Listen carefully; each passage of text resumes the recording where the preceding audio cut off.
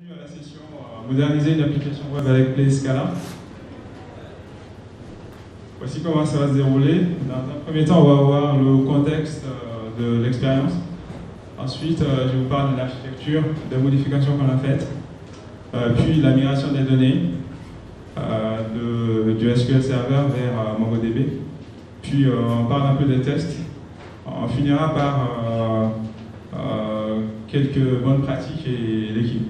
C'est un peu chargé, mais ça va rentrer. Le contexte. Avant ça, je vais me présenter d'abord. Je suis Noum Traoré, consultant à Rolla. Je blogue souvent sur le blog de Rolla ou sur mon blog personnel quand j'ai le temps. Avec 3 enfants, c'est pas facile. Le contexte. Ça se passe sur queljob.com, qui est un site d'emploi généraliste, lancé dans les années 2000, donc un pionnier du web. Il y a eu quelques refontes techniques et fonctionnelles depuis. Je prends ici les plus importantes pour notre contexte. Notamment en 2008, l'équipe a mis en place une architecture composée de struts pour tout ce qui est MVC. Spring MVC pour toute la plomberie Hibernate. Resin pour un serveur d'application, Prototype JS, donc voilà. C'est des choses qui, dans le temps, c'est bien, mais ça commence à dater. Et en 2011, on a un peu changé de modèle, parce qu'à l'époque, en fait, on était une sorte d'agrégateur où on allait chercher les offres d'emploi sur différents sites d'emploi et on les mettait à disposition de notre audience. On a changé ça, maintenant, on publie directement les offres de nos clients. Et cette année, il y a quelques mois, on a décidé de tout changer. D'être moderne en mettant du Play Scala avec MongoDB et AngularJS. Tous les buzzwords. Derrière, pour comprendre ces choix-là, en fait, je vais vous parler des contraintes que nous avons. En fait, nous souhaitons pouvoir itérer rapidement, toutes les semaines mettre en production de nouvelles fonctionnalités, s'adapter aux différents canaux de diffusion de nos offres. Il y a quelques temps, on avait quasiment que des PC. Des candidats qui nous venaient des PC. Aujourd'hui, on a de plus en plus de personnes qui nous viennent des smartphones, des tablettes. Donc c'est une nouvelle réalité, ça veut dire qu'on peut plus se concentrer que sur le site web. Fournir une bonne expérience utilisateur aux candidats, c'est la simplicité des interfaces, c'est le côté dynamique, l'aide à la saisie. C'est ces choses-là qui nous importent sur le plan business et ça motive un peu le choix technologique derrière. Pourquoi Play Scala? Le premier point, c'est que Play embrasse HTTP. Pour vous en convaincre, faites un petit tour sur la documentation de Play. Manipuler les concepts de HTTP, c'est assez facile. C'est pas caché derrière 10 000 couches d'abstraction. Les options, les cookies, les headers, tout ça, on peut manipuler assez facilement. Le templating TypeSafe de Play aussi, c'est quelque chose de très intéressant. Si vous souhaitez aller vite sur votre projet, c'est-à-dire que vous avez besoin de refactorer vos codes de vue comme vous le faites avec votre code objet, des classes Java, Scala, donc là, on a la possibilité de le faire avec les templates TypeSafe de Play, donc ça c'est sympa. Autre reload, on fait une modification, on rafraîchit le browser, on voit tout de suite si ça pète ou si ça passe, ça c'est assez sympa. Encore une fois, on est plus productif avec ça. Le point, c'est le fait que c'est du Scala. Du coup, si vous êtes une entreprise qui fait beaucoup de Java, donc vous avez pas mal investi avec le temps, rester sur la JVM, c'est intéressant. Comme ça, on va pas être obligé de tout passer d'un coup. On peut passer des bouts et réutiliser des libs, c'est ce qu'on a fait d'ailleurs. Le côté asynchrone, au-delà des buzzwords, ce qui nous intéresse nous, en fait, c'est pouvoir faire une utilisation efficace de nos ressources serveurs. Voilà, c'est aussi simple que ça. Ne pas bloquer, ne pas perdre plein de ressources à ne pas faire grand-chose derrière. Et on a choisi d'aller sur MongoDB parce qu'on travaille avec des langages objets. Donc la modélisation entre un objet et un document Mongo, c'est assez simple. On n'a pas besoin de faire trop de gymnastique intellectuelle pour en faire rentrer un document dans un objet, contrairement à ce qu'on fait avec les tables relationnelles. La flexibilité du schéma, il y a toujours un schéma, je ne dis pas absence de schéma parce que je considère qu'il est forcément dans la data, dans l'application. Une donnée sans schéma quelque part, on ne peut pas l'exploiter parce qu'on ne sait pas trop ce qu'il y a dedans. Donc il y a toujours un schéma, mais il est beaucoup plus flexible. Et donc ça c'est bien quand on itère et qu'on change le fonctionnel, qu'on on enrichit l'application. Toujours, hein, on a pris un framework MVC qui est réactif. Derrière, on ne voulait pas prendre une base qui n'est pas, qui est bloquante derrière. Donc on a choisi d'aller sur un stack complètement asynchrone. Maintenant, on va voir l'architecture. Avant la refonte, elle ressemblait à cela. Quelque chose de très classique. On a une couche modèle de données qui va faire le mapping sur les tables. Au-dessus, on a une couche DAO classique. Quelques dizaines de batchs qui vont utiliser ces DAO-là pour exporter les données au format CSV notamment. Et ça va être utilisé pour tout ce qui est mailing et ce genre de choses. Et là-dedans, on exporte des identifiants en base de données. C'est des choses qui nous dérangent, dont on va parler plus tard. À côté, on a une couche service qui est utilisée par Toaststrut, donc des JSP derrière, tout ce qui est super sympa. On a aussi du jQuery. À côté, vous avez vu quelques blocs qui sont plutôt des blocs fonctionnels. On a l'espace candidat, c'est tout le parcours candidat. Quand il a créé son compte, générer un nouveau mot de passe, il a oublié son mot de passe, créer des alertes pour recevoir directement des offres d'emploi dans sa boîte mail. Tout ça, ça va se passer dans le bloc fonctionnel de l'espace candidat. Le moteur de recherche, la liste, c'est là où on va consommer les offres et postuler si on trouve l'emploi, le job de son rêve. La homepage, qui est un peu le point d'entrée sur toutes les différentes applications, un peu l'éditorial, pour consommer des articles, comment faire son CV. Le mobile, on a un site mobile parce que le site il n'est pas sensible. C'est trop sérieux, c'est un site un peu vieillot, on va dire, sur ce plan-là. Donc on a une version responsive qui va essayer d'adapter le contenu au mobile. On a des applications mobiles pour iOS, Android, Windows Phone. Plein de partenariats, on en a une vingtaine, j'ai fait le compte. Et enfin, on a une app externe ici qui vient directement lire dans la base de données pour prendre des données. Voilà. Donc on a une archi plutôt classique avec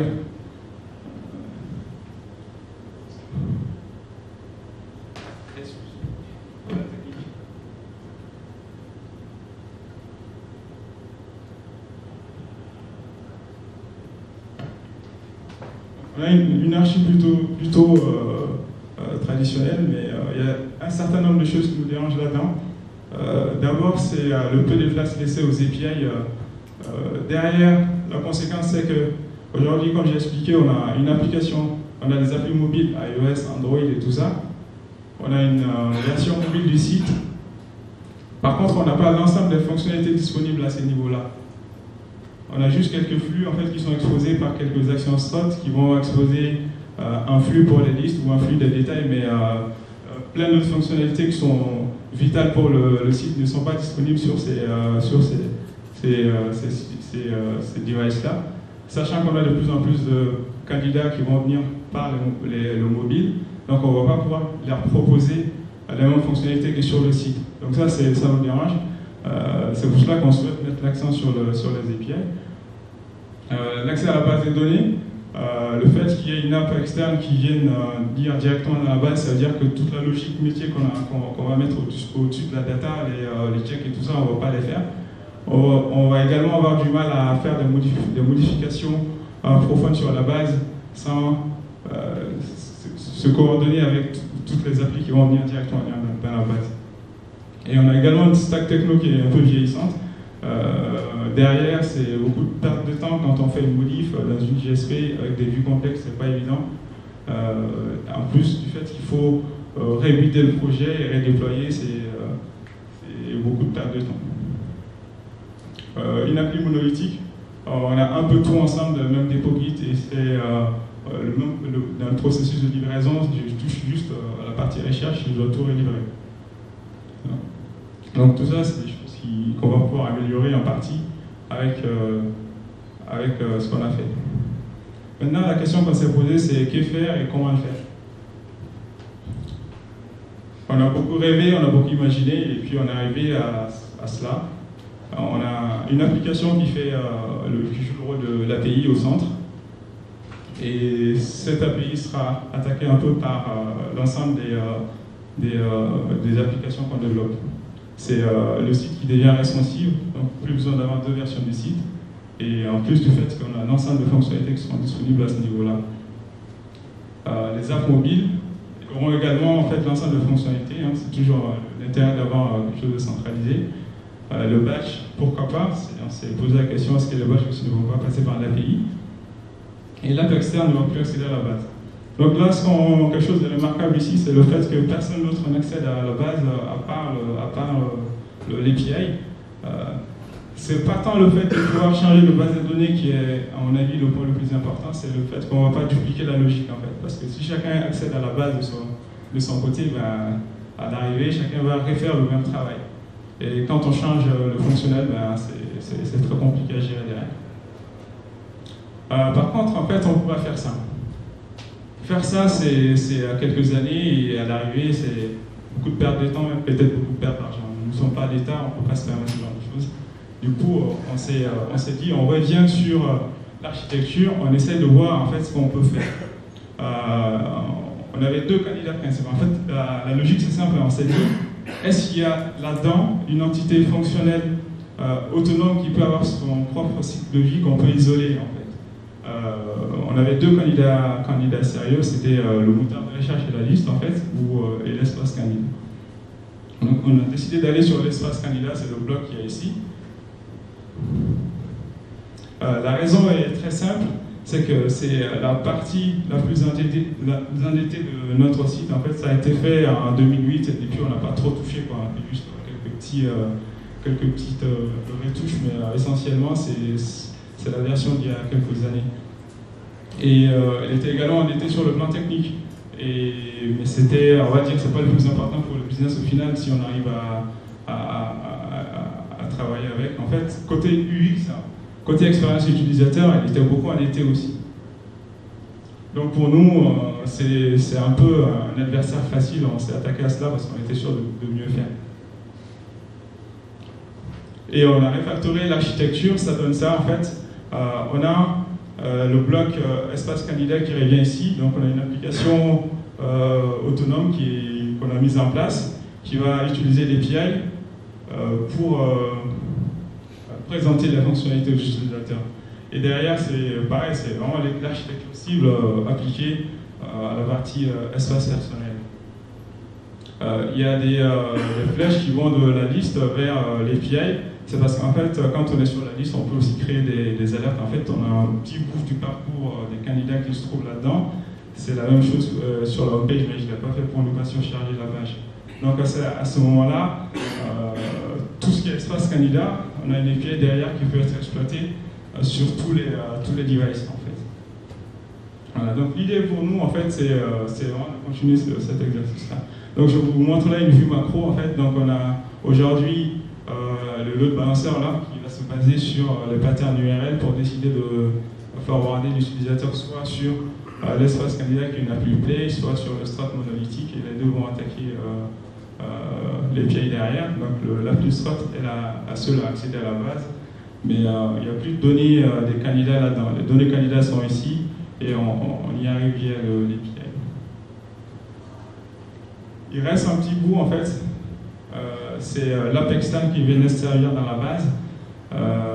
Finalement en fait, on a fait une solution intermédiaire, c'est pas vraiment l'API parce que pour nous c'est un peu coûteux, on voulait sortir rapidement.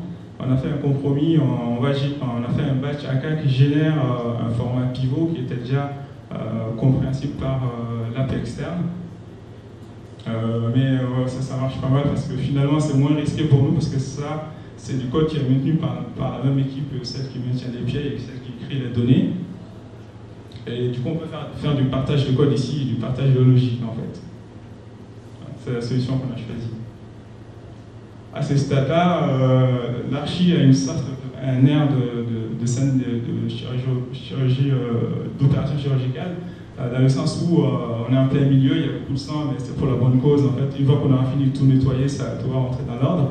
C'est un peu ça, on a un bout de l'ancienne archi et un bout de la nouvelle, mais on ne s'arrête pas là, on va continuer en fait de refactorer au fur et à mesure. L'idée c'est d'assainir l'architecture tout en maintenant le business, tout en fournissant de nouvelles fonctionnalités. Voilà. Donc maintenant on va passer à l'autre sujet, qui est Enfin, c'est le sujet qui est la migration des données. Pour comprendre en fait le challenge, en fait, il faut savoir que nous, ce qu'on fait, c'est une sorte de place de marché où on a des recruteurs qui viennent chez nous parce qu'on a des candidats, et les candidats sont là parce qu'on a des offres d'emploi. Donc, il ne faut pas qu'on joue avec les données candidats, c'est quelque chose de très important pour le business. Et on avait plus de 10 ans de données candidats, on voulait les prendre en fait et les mettre dans MongoDB, de SQL Server en MongoDB. Donc c'est crucial pour le business, il faut faire attention. On a choisi d'appliquer la stratégie suivante en fait.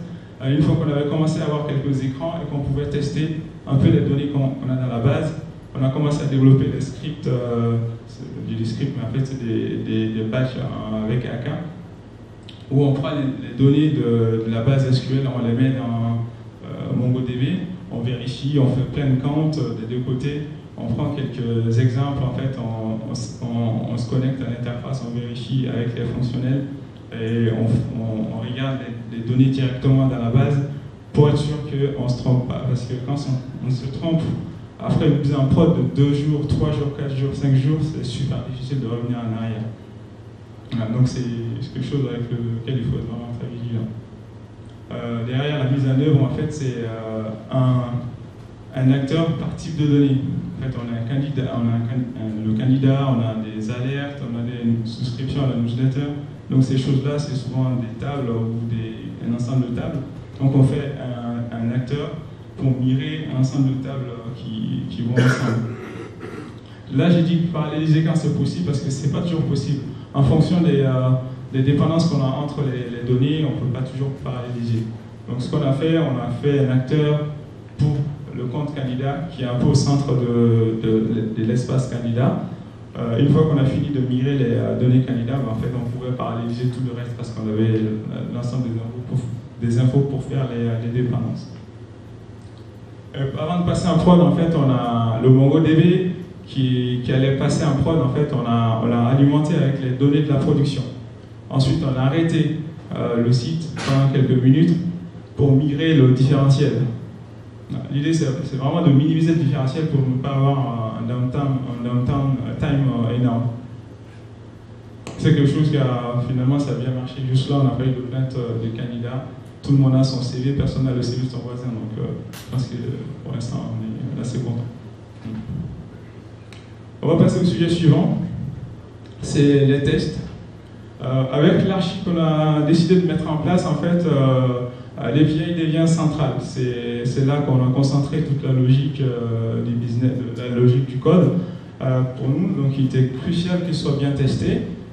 Et bien testé, en fait, on voulait vraiment s'approcher du code réel qui va en production. Donc, pour ça, en fait, la première chose qu'on pense à moquer en général, c'est la base de données. Nous, on s'est dit, on ne va pas moquer la base de données.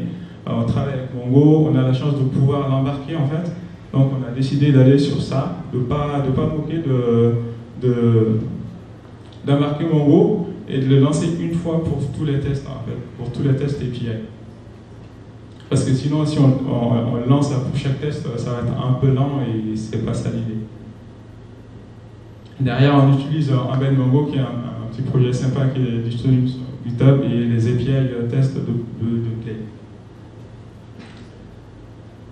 Donc la mise en œuvre. Play met à disposition une API qui permet en fait d'écraser certaines confs quand l'application tourne. C'est ici la classe Fake Application.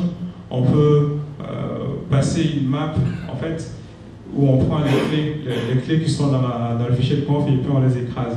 Donc nous on lui dit ici dans les tests que le MongoDB se trouve sur localhost sur le port 1, 2, 3, 4, 5 et que la base à utiliser c'est test. Donc là on fait une petite méthode utilitaire qu'on va pouvoir utiliser et derrière on va utiliser une autre classe que Play met à disposition qui est WebServer qui va lancer un vrai test, un vrai serveur native en fait qui est utilisé par Play, un vrai serveur derrière. Donc on lui précise le port à utiliser et on lui dit également d'utiliser l'appli Play à utiliser, c'est l'appli qu'on a configurée pour utiliser le Mongo embarqué. Ensuite, on se sert de SBT, de l'option SBT. En fait, on lui dit, si on est dans le test d'intégration, dans la phase de setup, tu lances Mongo. Mongo Nature, c'est une petite classe qu'on a écrite pour utiliser derrière l'API du petit projet dont j'ai parlé. Si vous voulez, je peux vous mettre le petit code à disposition. Le patron est d'accord, il est juste là derrière. Voilà. Et une fois qu'on a fini les tests, en fait, on arrête Mongo. C'est super sympa, voilà. Donc ça, on le fait une fois pour tous les tests d'intégration, une fois qu'on a fini, on l'arrête. Ça marche très bien.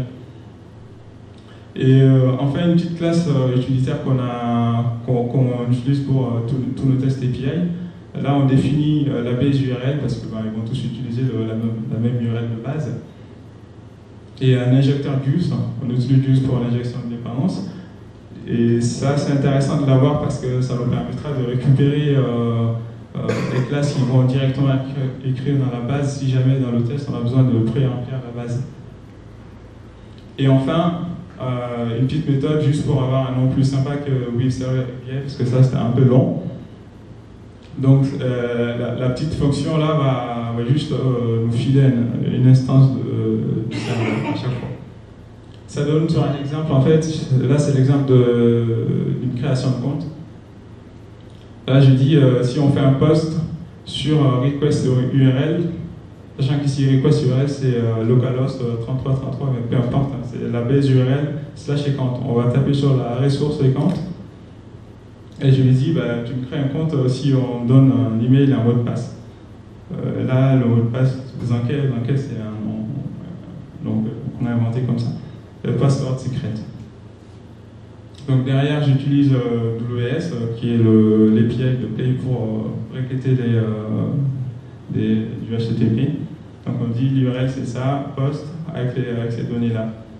À la fin, on reçoit une réponse HTTP, on a le statut, on peut vérifier que c'est bien égal à created, le status code qu'on doit normalement utiliser quand on crée quelque chose en fait.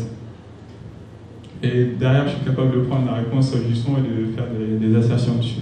J'aurais pu aller plus loin en testant par exemple le header, c'est ce que j'ai la propriété location, ce genre de choses. C'est assez facile finalement de manipuler du HTTP avec Play. Donc là, c'est un exemple que je vous donne, mais on peut faire des choses beaucoup plus puissantes que ça.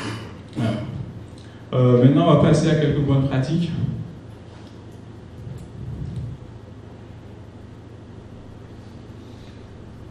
Le front-end aujourd'hui, en fait, il est juste client de l'API.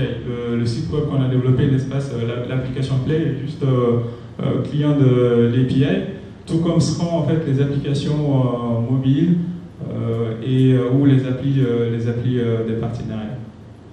Donc ça, c'est quelque chose d'assez simple. C'est vrai que derrière, on a zéro accès à la base, donc on n'a pas de duplication de logique. On peut facilement changer quelque chose et impacter tout le monde. Et c'est essentiellement du JS pour la simple raison qu'en fait, on voulait vraiment essayer d'être le plus dynamique possible et proposer de l'aide à la saisie à nos utilisateurs. Quelques stats. GitHub, c'est juste 9% de ce cas-là et c'est essentiellement du JS, quoi. Le front-end toujours, l'asset pipeline c'est sorti d'un Play 2.3. Ça permet d'optimiser son JS par exemple. Là on utilise du Require.js, donc on a le plugin RJS qui permet d'optimiser du code JS Require.js. JS pour mettre un hash dans le nom du fichier, comme ça peut être utilisé par les caches. Et digest pour réduire la taille des fichiers.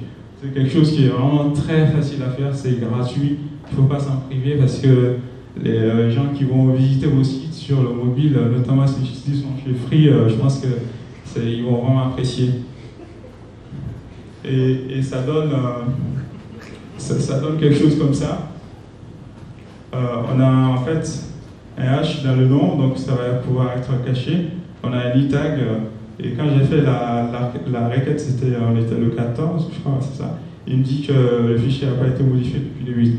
Du coup, l'utilisateur va récupérer ça une fois et c'est tout en fait. Il récupère ça une fois et tant qu'on ne l'a pas modifié, il ne va plus perdre de temps à récupérer le même fichier. Mais il n'y a pas que ça, il y a aussi le filtre gzip, filter là, qui vient avec Play. Avec celui-là, vous pouvez gzipper tout, en fait, du HTML, tout ce que vous envoyez au client, vous pouvez les gzipper. c'est facile, ça coûte rien. C'est juste ça.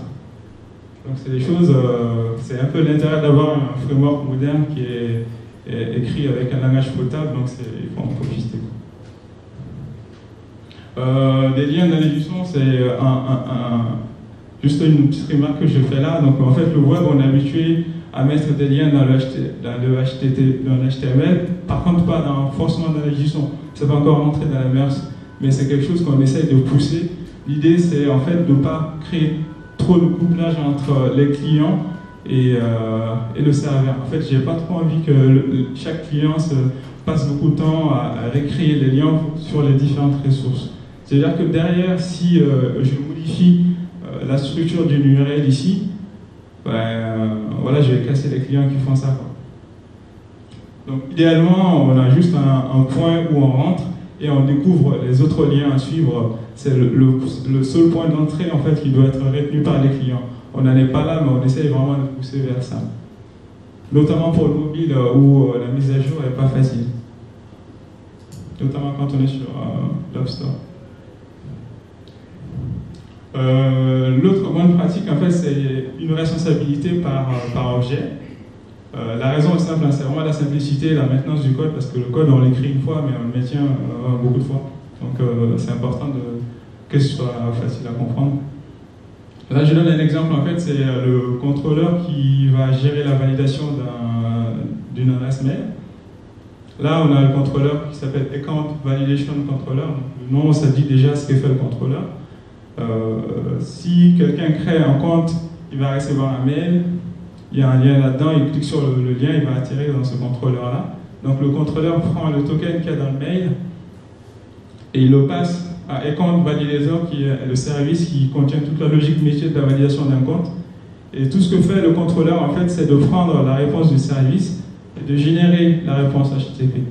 La responsabilité du contrôleur, c'est limite strictement au HTTP, pas plus. Pour tout ce qui est la logique métier, ben, ça se passe dans les classes services. Et ça, c'est quelque chose de... Encore une fois, si on commence à mettre les logiques métiers dans le contrôleur, comment on fait pour utiliser cette même logique dans un autre contrôleur? Est-ce qu'il faut que le contrôleur commence à s'utiliser ou c'est un peu compliqué, quoi, sinon on duplique le code. Dans les services, en fait, ça se décline comme ça. Déjà l'application, le centre c'est le compte. Donc ici j'ai pris quelques exemples de services qu'on a développés. Account Authenticator pour l'authentification, Account Validator pour valider le compte, en fait, ainsi de suite. On voit les noms, on comprend ce que ça fait. Si on avait fait un service Account Service, ça allait être un God Object, en fait, un objet qui omniscient et qui compte 10 000 lignes et personne ne s'y retrouve. Et c'est probablement plein de bugs. Donc on essaie d'éviter ça. Quand on arrive dans le package, on voit tout de suite ce qu'on cherche parce que les noms sont assez clairs. Et derrière, c'est des classes qui ont une ou deux méthodes en plus. Au niveau des acteurs aussi, on fait un peu le même type de découpage en fait, où on se sert du fait que la méthode receive d'un acteur, c'est une fonction partielle. Donc on peut en fait composer plusieurs fonctions partielles pour créer une nouvelle fonction partielle.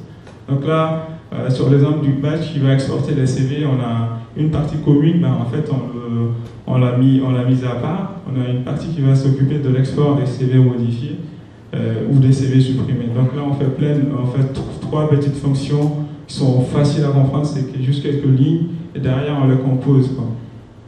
C'est des petites choses en fait qui facilitent vraiment la maintenance parce qu'on passe beaucoup de temps à revenir sur le même code, donc tout ce qui peut faciliter ce travail-là, c'est bon à prendre. Et les batchs, il y a quelque chose qu'on a commencé à faire avec cette refonte-là, c'est un batch, un jar exécutable, et pour cela on utilise AK, SVT Assembly il y a des choses qui sont un peu compliquées à faire avec, mais à l'arrivée c'est quelque chose qui est simple. Donc on a le jar exécutable qui est créé avec ça, et Scope, qui est un petit projet qui permet de processer les arguments qu'on passe à un programme. Avec ces trois-là, on fait vraiment des choses assez sympas. L'idée c'est de maintenir les batchs assez simples pour qu'on puisse les réécrire, quoi. Une tâche, un batch, c'est juste 2-3 lignes. 2-3 classes en général et le tour est joué, quoi. La gestion des erreurs. Donc en fait, les erreurs, c'est quelque chose qui arrive souvent. Donc pour nous, une erreur n'est pas synonyme d'exception. Donc toutes les erreurs qui peuvent arriver, qui sont, on va dire, prévisibles, plus ou moins prévisibles, on va essayer de leur donner un type pour pouvoir les mettre dans les signatures. Par exemple, là j'ai pris l'exemple de la souscription à la newsletter error. C'est un style thread. Donc tous les types concrets possibles sont là. Donc on a le token de validation que tu me fournis n'est pas valide, du coup on crée un objet pour ça. Il y a eu une erreur de ma part quand j'ai essayé de mettre à jour l'objet newsletter dans la base. J'ai un autre type ici. Donc dans le service, j'utilise en fait cette erreur-là dans le titre. Là, on a utilisé header, mais en fait, vous pouvez utiliser validation ou d'autres types que vous voulez. Donc là, derrière ces choses-là, quand on arrive, on sait exactement ce qui peut se passer en fait. On a vraiment les types pour nous guider dans la gestion des erreurs. Et comment ça va être utilisé par le contrôleur? C'est que le contrôleur va faire l'appel au service. Derrière, il prend les réponses, il génère les bonnes réponses HTTP. Et quand il y a quelque chose d'imprévu, en fait, une erreur bizarre, ça c'est des vraies exceptions. Par exemple, la base est tombée ou une erreur qu'on n'avait pas prévue. Ces choses-là, on va les gérer avec cette méthode, Recover API Error, qu'on appelle sur les futurs. Mais ce n'est pas quelque chose qui est défini de base dans les futurs. Pour avoir cette syntaxe, en fait, on a simplement défini une implicite classe qui prend un futur et qui se sert de la méthode de recover pour envoyer les messages d'erreur qu'il faut. Vous n'êtes pas obligé d'envoyer tout le temps un internet server error. Peut-être que vous êtes capable de tirer des infos de l'exception qu'il y a ici pour générer en fait une erreur différente. Ouais. Donc ça, c'est vraiment des choses qui marchent. Parce que sinon, si on ne fait pas ça avec Play, on va se retrouver avec la page d'erreur classique qui a un HTML.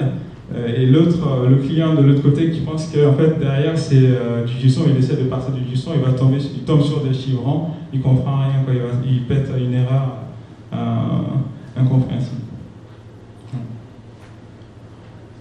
Pour finir, en fait, nous on a fait ça, on était 3 devs, il y avait Mathieu qui est là,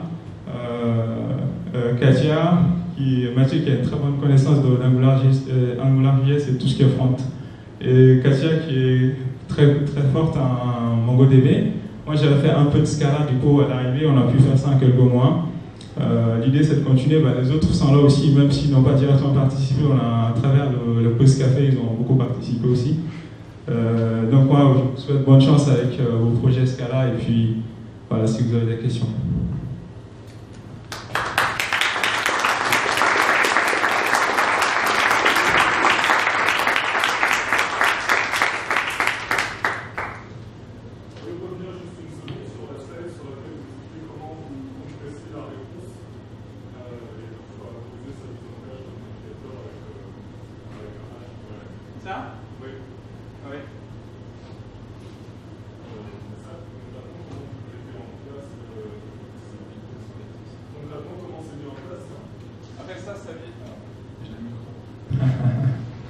En fait, ça vient avec Play 2.3, c'est quelque chose d'assez nouveau en Play. Ça existe dans REST depuis quelques temps déjà. C'est SBT Web en fait, c'est même pas Play, c'est quelque chose qu'on peut utiliser en dehors de Play. C'est SBT Web, c'est quelque chose qui a un système de plugin sur SBT. Ça, c'est un plugin développé à part qui va se servir de Require.js qui existe pareil pour Require, de RJS, pardon, qui est l'optimiseur de Require.js. Là, c'est vraiment des plugins en fait. Il suffit de prendre le bon plugin qui correspond à tes besoins et puis de l'utiliser. Et c'est vraiment tout en fait. On n'a rien fait de plus que ça. On met juste ça. Il suffit de trouver le bon plugin. Il y a plein de plugins qui existent pour différentes choses. C'est SBT Web si tu veux trouver sur le web. C'est SBT Web. Ça se rajoute en fait dans le build.sbt. Ouais, là c'est dans le build.sbt ou dans build.scala si tu préfères. Jusqu'à.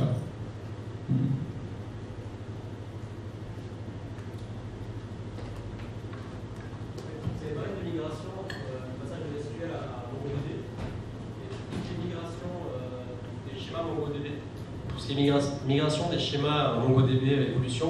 Est-ce que vous avez déjà utilisé des technologies ou vous faites ça aussi manuellement avec des acteurs AK? Migrer des schémas MongoDB, c'est migrer les données de SQL Server vers Mongo? Non, si la structure des case classes que vous serialisez, que vous stockez sous forme de documents change, oui. Pour faire les updates de la structure dans MongoDB, comment vous procédez actuellement? Bon, en fait, aujourd'hui, la plupart des updates qu'on fait, des changements qu'on fait, en fait, que ce soit transformer les valeurs de certaines propriétés des documents, parce qu'on s'est rendu compte qu'il y avait des erreurs, on fait des scripts JS qu'on exécute contre Mongo, en fait.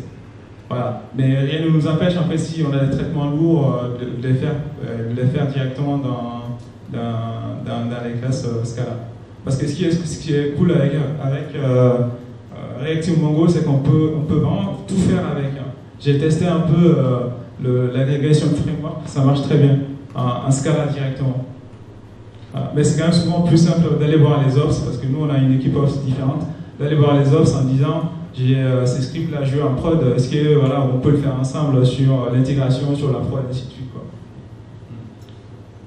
Mais c'est en fonction de ce que tu souhaitais faire.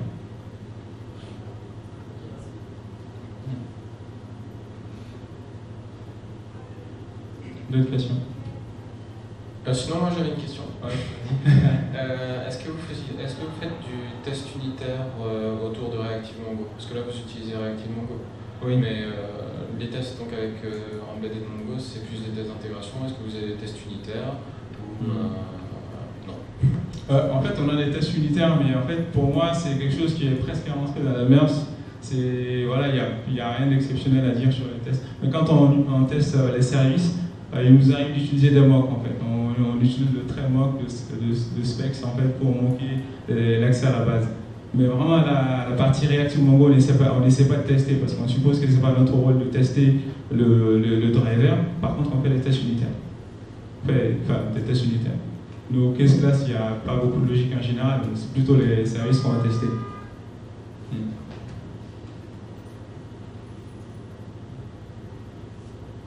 J'ai l'impression que j'ai fini beaucoup plus tôt que prévu. Ça va? Ouais, ok. Bon. En tout cas, voilà, un petit commentaire en fait, sur le dernier slide, parce que finalement je ne l'ai pas présenté. Beaucoup de gens disent que Scala c'est super compliqué, c'est difficile, c'est rien. Je pense que c'est pas ça le. En fait, quand on vient à Scala, il faut pas tout le temps venir avec ces idées préconçues. En fait, il faut venir en se disant c'est quelque chose de nouveau, je vais tester, je vais regarder. J'essaye vraiment de faire des choses basiques avant d'aller dans les choses compliquées. On essaie d'éviter les gros mots, monade, monoïde et tout ça. Tout ça, ça fait peur aux débutants en fait. Nous, on a Mathieu, tu n'avais pas fait le Scala avant, je pense que c'était la même chose pour Katia, mais finalement, ça s'est très très bien passé, quoi. C'est vrai que le futur et le tout asynchrone, c'était pas toujours évident à comprendre en fait, parce qu'on se dit, mais voilà, j'ai fait un futur, comment je fais pour accéder à mon compte qui est à l'intérieur de mon futur? C'est des choses qui ne sont pas intuitives au départ, mais une fois qu'on l'a expliqué et que la personne a manipulé un peu, ça rentre. Donc ce cas-là, c'est pas plus compliqué que ça.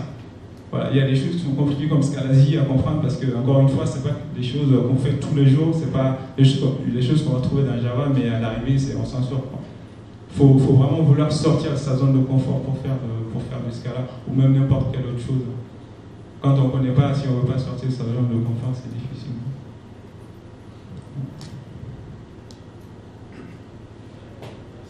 Merci.